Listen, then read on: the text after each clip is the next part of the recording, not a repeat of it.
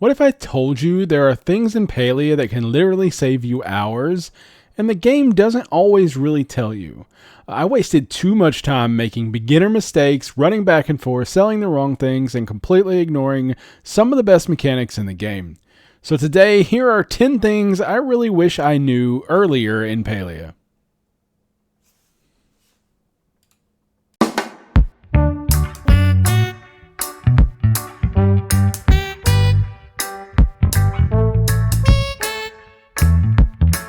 Number 1.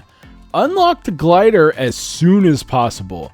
I wasted a lot of time running around without my glider and not really following the main story because I was enjoying the exploration so much that I really didn't get to the glider as soon as I should have, and it really changes the game.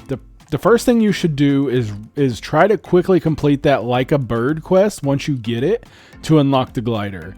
I cannot overstate how much better the game gets when you have the glider. Travels faster, you can reach new places, you can stop doing, throwing yourself off the cliff and rolling. Seriously though, if you haven't unlocked the glider yet, stop everything else you're doing, focus on that quest, complete it first. It is a huge game changer. The next thing, upgrade your backpack as soon as possible. Early on, your inventory fills up constantly. You go mining for 5 minutes and your pockets are full of rocks, bugs, fish, 17 random mushrooms. I mean, if you're like me and you squirrel around a lot, you're going to fill your inventory super quickly. The backpack upgrade is expensive at first, but it is so handy. Trust me, it is so worth every single coin because it makes running home less often, makes you more efficient, and it just makes you spend more time actually playing the game. Now, you can upgrade your storage at home, but upgrading your backpack is key because that determines how long you can actually stay out in the wild doing your grinding before you have to return home. So, speaking of things that the game doesn't super explain to you very well, keep your focus bar full. So the focus bar is super important because what it does is it gives you bonus XP on everything you do. You don't have to eat in Palia like you have to in other games, but eating in Palia to keep your focus bar full is one of the best ways to max your XP. You get bonus XP for it, which does apply to your given path if you are working on one of the paths. So that bonus XP does reflect on the paths as well as leveling up your individual skills. I do highly recommend eating cheap food if you get it for free. If you can get to a cooking party to make some, I just recommend staying full up on food as best as possible. That way you can maximize your XP growth and get to those higher levels quickly. Tip number 4, hoard stuff. Don't sell everything. You're going to need a little bit of everything to complete the various quests and bundles and various things that come up in Palia. So do not sell everything. Keep a little bit of everything at all times. That way, if something comes up, you've already got it on hand. You don't have to go forage it later.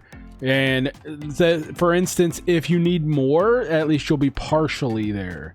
But do not sell everything. Money is easy and cheap and comes quickly. In the beginning, it's a little slow, but keep a little bit of everything, and I promise you it'll work out in the long run. When those quests come up that you're going to need it, all you got to do is go take it out of your bag. You already have it on hand, stored at your house, in your bags, wherever. Do not get rid of everything. Keep a little bit of everything at least on hand at all times. Focus on fishing in hotspots. That's tip number 5. If you see bubbles in the water, that's where you should be fishing. So the bubbles in the water, the little round bubbles, are called hotspots. They give you starred fish. And starred fish have a 1.5 times value over your normal fish, as well as the ability to be able to put them on your plot as a visual decoration. Or, as some of us do, hoard them to save up money to use later. So say for instance your money is getting high or you don't need money right now, hoard a bunch of fish, get the starred fish, you can put them down physically on your property as decorations and come pick them up when you need, turn around and sell them or cook them, whatever you need later. And it's kind of works as like a physical bank in Palia. Tip number 6, don't ignore the Bahari Bay shoreline. The Bahari Bay shoreline is easy money. Now, you may not want a whole lot of oysters, shells, and corals stocking up your inventory, but it is super easy way to get gold early on if you just run up and down the Bahari Bay coast and get as many shells, oysters, and coral as you see. You can open the oysters to get meat for cooking, or as well as you can get the pearls from it that provide you extra money. Also, at the same time, the oysters have a chance to give you Einar's shiny pebble, which is required for one of the achievements, and it is super rare. Believe me, I grinded for that thing for so long. So as a side tip, you get that as a little bonus that can help you grind that achievement as well. So it's kind of a double dip, you know. Tip number 7, preserve jars are gold.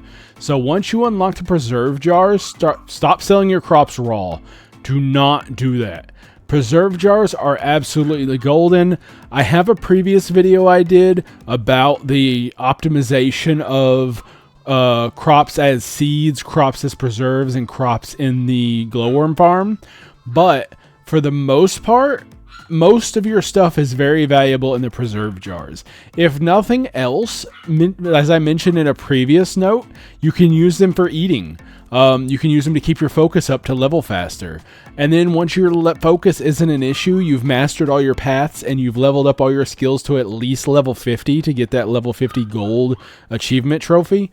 Once you've maximized all those and you don't care about XP anymore, you can use those to either feed your glowworm farm and make more money that way, or turn around and just sell them straight to Zeki through the sell box and make a bunch of money. It's so much better once you get the preserve jar to stop just straight up selling these, you know, crops and stuff. Turn them into food, turn them into glowworms, sell them straight out as preserve jars to Zeki. Makes you so much more money. Tip number 8. Now, I wanted to include this one because there is something that they changed with a recent patch that I want to cover. Villager gifts matter more than you think. Honestly, villagers' gifts, at first, I ignored them and said I'll just talk to them every day, and that is a good way to level them up. Talk to them every time you see them. It's a free, cheap, easy way to get some villager friendship, but the gifts that you can give them every day give you that extra boost. It's like an extra bonus on top of the chat, as well as the weekly gifts have been changed. If you've been playing for a while like me, you remember that you used to be only able to give them one gift a day, whether that be a daily gift or a weekly gift. Now that is different. No matter if you've given them a normal daily gift, you can still give them all 4 of their weekly gifts at the same time. The weekly gifts are no longer tied to the cooldown for the daily gifts. So you can walk up to, for instance, Olfei is who I'm working on now. You can walk up to Olfei, you can give him 1 daily gift and all 4 weekly gifts at the same time. So you can walk up to him on Monday or whenever the timer resets and give him all 5 gifts, boom, in one go, as well as chat with him and get a huge boost on your friendship. I'm almost there with my friendship with Olfei, and I'm so excited to have that complete and marked off the list. Tip number 9, repair kits can save you money. So repair kits are a bit of a balancing act between cost and efficiency. If you have a lot of iron or metals and wood laying around, repair kits are a super cheap way to repair your tools, especially if you're out in the wild. Repair kits can be used at any anvil in the game, including ones at each of the central hubs in each of the zones, whereas the blacksmith you have to visit in Kilima Village to pay gold to repair. So if you keep a stack of repair kits in your inventory, you can repair while you're out bug hunting. If you're bug hunting in Bahari and you need to repair real quick, run over to the anvil, repair, and run back. Boom, you're done. Easy. You don't have to leave your server. You don't have to leave your party. You don't have to go to Kilima and back. You just go repair at the anvil and come back. Nice and easy. Now, the trade-off, the catch-22 that I mentioned, is that it does require wood and metals from the different zones. So there are 3 different recipes. There's the basic one that requires copper and sapwood I believe it gives you 20 repair kits. You get 40 for iron and heartwood, and you get 60 for pallium and the ancient wood. So if you have a bunch of excess, like me, if you have a bunch of excess copper, you might as well burn it into those cheap little 20 pack repair kits. Might as well. Now, if you are struggling on metals and wood, I wouldn't recommend necessarily burning a lot of those down through repair kits. I would save those if I were you, and maybe pay the gold to repair at the blacksmith until you get your stock up, or go farm a bunch of metal and trees, you know. But if you do have the metal and you do have the wood handy, if you have an excess, it will save you money in the long run if you just build some repair kits, keep them in your inventory, and then it'll save you time if you're out hunting and you don't have to run all the way back to repair in Kilima Village. Number 10 is quite simple. There are a ton of quests in Palia, and you can pin the ones you want to focus on. So if you go into your quest log, you can click that little pin icon and pin up to 3 quests that are important to you. Now, they may automatically pin some of the quests for you, and you can unpin those if you're not interested. If you're not working on the main story quest, but you're working on the side quest, or if they give you the quest for one of the temples and you don't want to work on it right now because you have this side quest that you want to work on, or a friendship quest from Ulfe, or, you know, whatever quest you want to work on, whatever you want to focus on, you can pin up to 3 quests. Or you can unpin quests if you don't want to have them on your screen because you're not working on them, and that will hide them off of your screen as well. So the pin system in the quest log isn't super well explained, but it is super handy. If you have the attention span of a squirrel like I do, and you cannot focus on things, it's nice to have the quest that you're working on pinned specifically. You can as well pin your daily quests, if you didn't know, and track those so that you can complete those. So it's super handy. If you kind of squirrel around it, you get distracted easily, you can pin certain quests and certain daily tasks to the side of your screen to easier track them and not forget like I do. So those are kind of 10 of the things that I came up with that I really wish I knew earlier in Palia. Some of them are kind of explained, but it's easy to overlook. Some of them aren't really explained very well, and some of them are kind of given to you, but like you're expected to kind of just figure them out on your own. But those are the ones I think are important to share. If you're a new player and you weren't aware of some of these, drop down in the comments, let me know.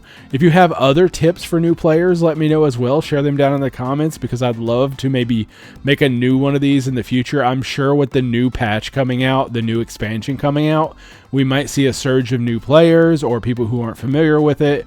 And I'm excited to see new people. I'm excited to see the people coming in and out, the old players returning when new patches come, like me, the new people coming in and filling out the world. There's just a ton of stuff going on in Palia. It's constantly moving and shuffling, and I just want to make sure that everyone stays on top of some of these little tips and these little tricks that a lot of us have figured out on our own, but didn't really know early enough as we should have. So if this helped you guys, I would appreciate a like and a subscribe. Drop down in those comments if you have any questions or concerns or anything. I do greatly appreciate you guys, and I hope you guys have an amazing cup of coffee, and see you guys next time. Thanks for watching this video. I appreciate you guys greatly. Why did the coffee sit by his computer? Because he needed a good Java script. See you guys next time. Have an amazing day and an even better cup of coffee. See you guys. Thank you to all my YouTube members for your amazing support. It truly means the world and helps us keep this channel going. I really do appreciate it.